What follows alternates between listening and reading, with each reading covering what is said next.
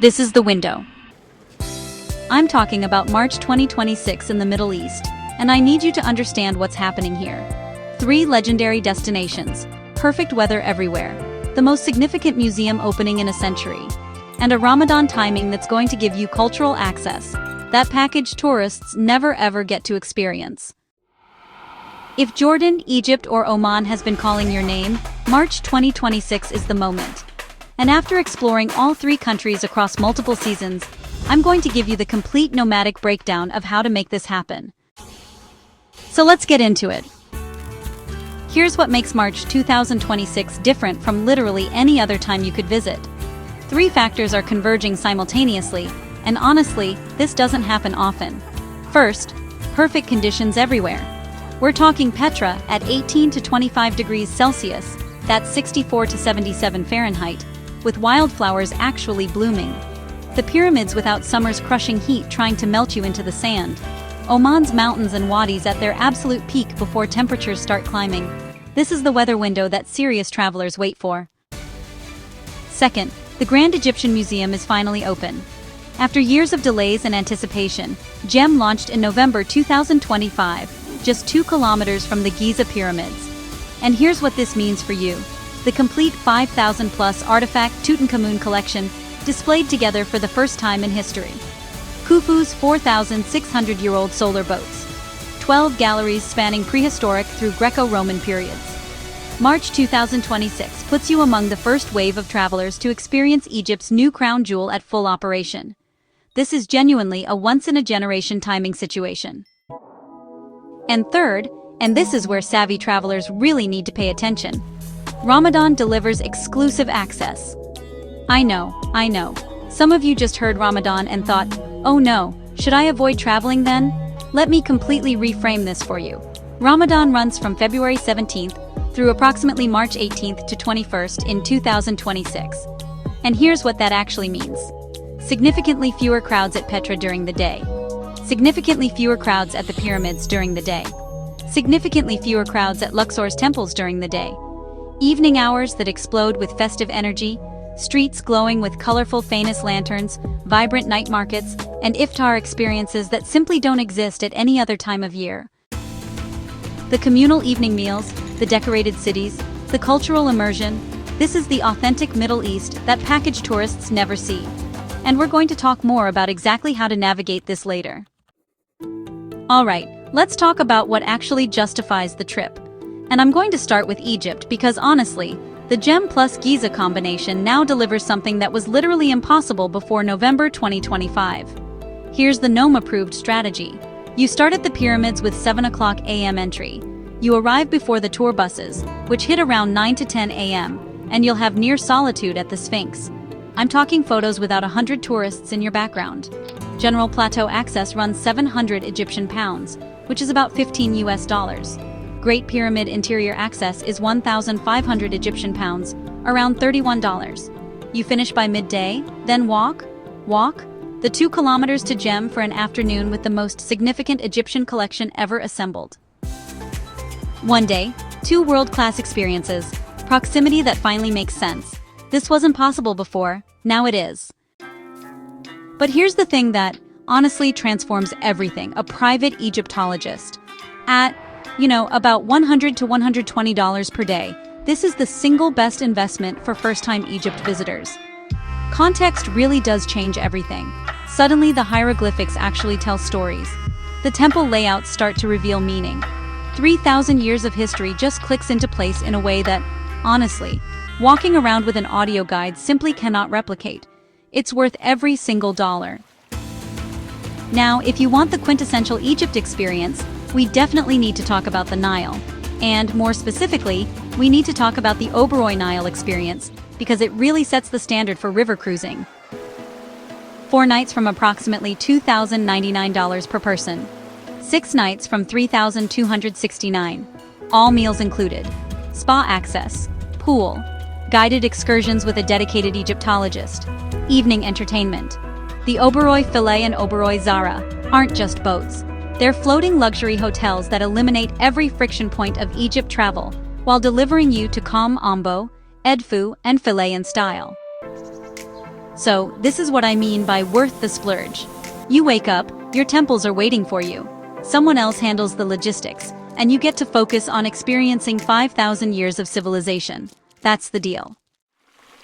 For travelers seeking something a bit more intimate, the Nur El Nil Dahabiyas carry just 8 to 12 passengers at $250 to $500 per night. Wind-powered silence, stops at villages the big ships can't reach, and genuinely personalized service. It's a different vibe, but honestly, equally incredible. Let's move to Jordan, because Petra alone justifies crossing the Atlantic. But here's what most people get wrong. They try to do Petra in 1 day, 2 days minimum. The treasury alone justifies the journey, but honestly, the real magic unfolds when you have time. The 800-step climb to the monastery, the high place of sacrifice trail with its aerial treasury views, and of course, the Al-Qubtha viewpoint that delivers the iconic shot everyone's after.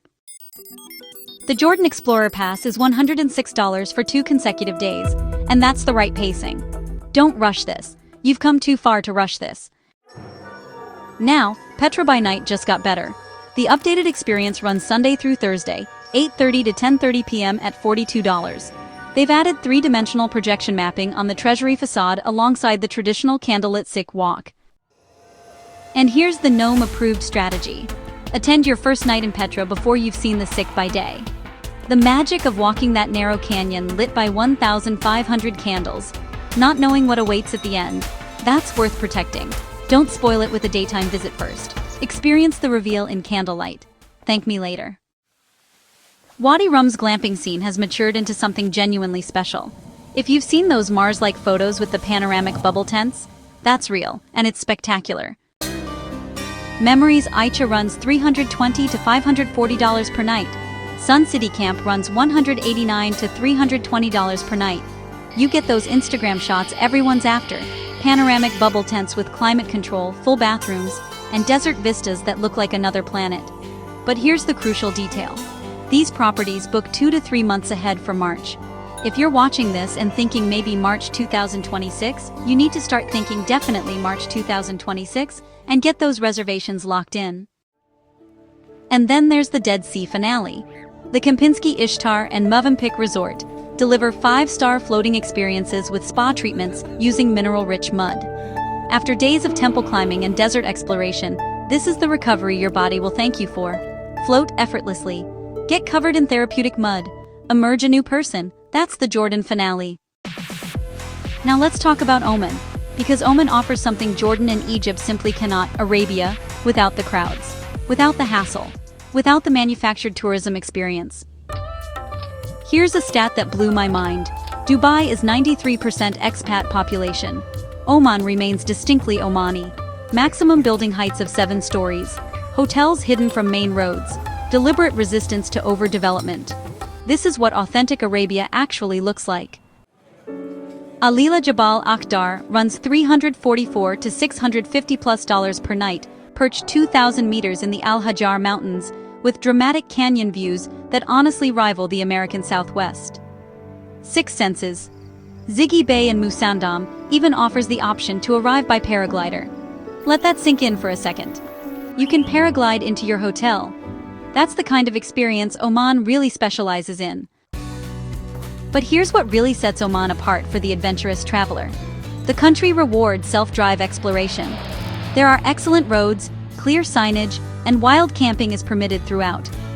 You can rent a 4-wheel drive for $60 to $100 per day, chart your own course through wadis and mountains, and discover what authentic Arabia actually means.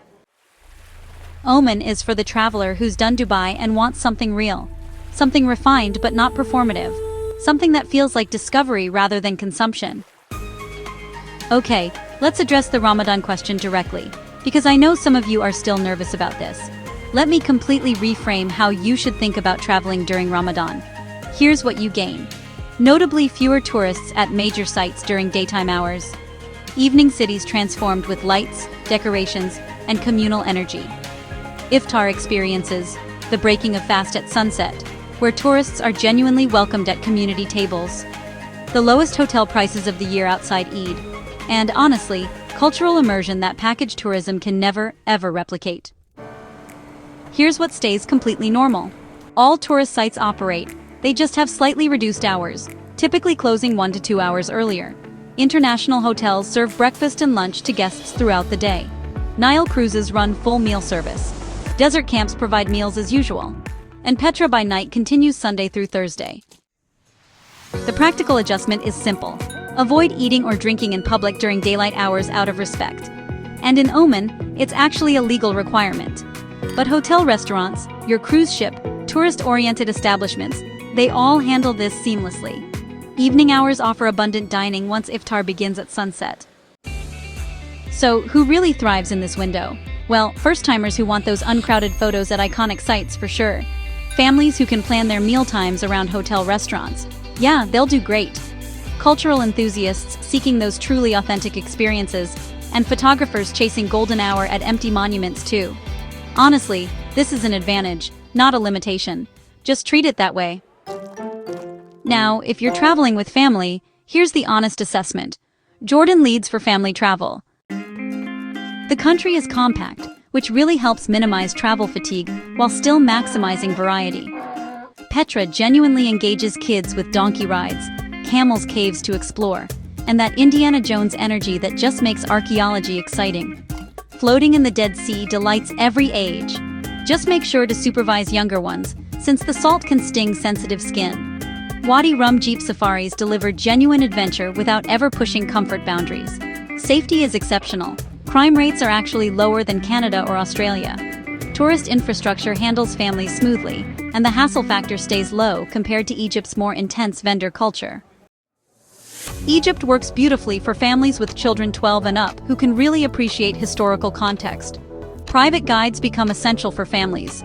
They manage logistics, handle the vendor interactions, and transform temples from, just old rocks into these fascinating stories. The investment in guided experiences totally pays dividends in family engagement. But for kids under 12, Jordan's the call, every time. Let's talk booking timelines because honestly, March sells out and you really need to know what to book when. 2 to 3 months ahead, luxury Wadi Rum domes. We're talking Memories Aicha, Sun City, the Instagram famous properties book early. Also, private guides and drivers in all 3 countries. Quality operators fill their calendars months out. So, for those Oberoi Nile cruises, you'll want to book 3 to 6 months ahead. These actually book out entirely for peak season, so 6 months or more is definitely recommended if you're after that premium experience. Oh, and don't forget about Alila Jabal Akhdar and Six Senses Ziggy Bay in Oman. Those premium properties really need at least 6 to 8 weeks advance booking. But honestly, earlier is always better. Before you head out, make sure to get your Grand Egyptian Museum advance tickets at visitgem.com. The demand is still super high even after opening. And, hey, the Jordan Pass. Purchase that at jordanpass.jo before you arrive. It's $99 to $113, and that includes your visa waiver plus entry to Petra. Essential math, honestly, no matter what your budget level is. Let's talk about the price tag, because I know you're probably wondering. And here's why, in my opinion, it's so worth it. Egypt for 7 to 10 days at the luxury tier is going to run about $400 to $600 or more per day. That breaks down to 5-star accommodation at around $150 to $350 per night. An Oberoi Nile cruise at $525 to $815 per night all-inclusive. A private Egyptologist at $100 to $120 per day. And climate-controlled transport the entire time. This level of travel pretty much eliminates every friction point of Egypt travel. No haggling, no heat stress, no logistics headaches. Just totally seamless access to 3,000 years of history, all with expert context. So Jordan for 5 to 7 days at the premium tier runs about $250 to $400+ daily. 5-star Dead Sea resorts can cost anywhere from $150 to $400 per night. And if you're interested in luxury Wadi Rum glamping, expect to pay between $189 and $420 per night. You'll have a private driver and guide throughout your trip. Oh, and remember, the Jordan Pass, which runs $99 to $113, is honestly essential math at every budget level. The visa alone costs $56, and Petra entry is $70, so you're already past the pass price before you even factor in any other sites. Oman for 7 to 14 days at the luxury tier typically runs about $300 to $500+ daily. Staying at Alila and Six Senses properties will set you back around $300 to $650 per night. If you want to do a self-drive exploration, a four-wheel drive rental is about $60 to $100 per day. And of course, there are premium desert camps to consider. But here's the thing about Oman's luxury, it just feels different. It's all about understated elegance rather than over-the-top opulence. You'll experience genuine hospitality, not just a performance. Basically, you're not buying flash, you're buying authenticity. Now, the three-country question. Can you do all three? Yes. 21 to 28 days covers Jordan, Egypt, and Oman properly. But here's the honest assessment. Ancient site fatigue is real. Space your temple visits. Vary your experiences. Build in recovery time. Dead Sea, Oman's beaches, Nile cruise relaxation. The classic combination, 14 to 16 days, is Jordan plus Egypt. This delivers the iconic highlights efficiently. Fly Cairo to Oman. It's just 1.5 hours. Costs $155 to $300. Start with Egypt while energy is highest for the more intense experience. End with Jordan's easier rhythm. Here's a sample flow that works beautifully. So, start off in Cairo for 3 days. Think pyramids, the Gem, and the Egyptian Museum. Then, fly to Aswan. Take a day trip to Abu Simbel. Next, enjoy a Nile cruise to Luxor for 4 days. After that, fly to Oman. Visit Jerash. Spend 2 nights at the Dead Sea. Head to Petra for 2 days. Have an overnight in Wadi Rum. And finally, depart.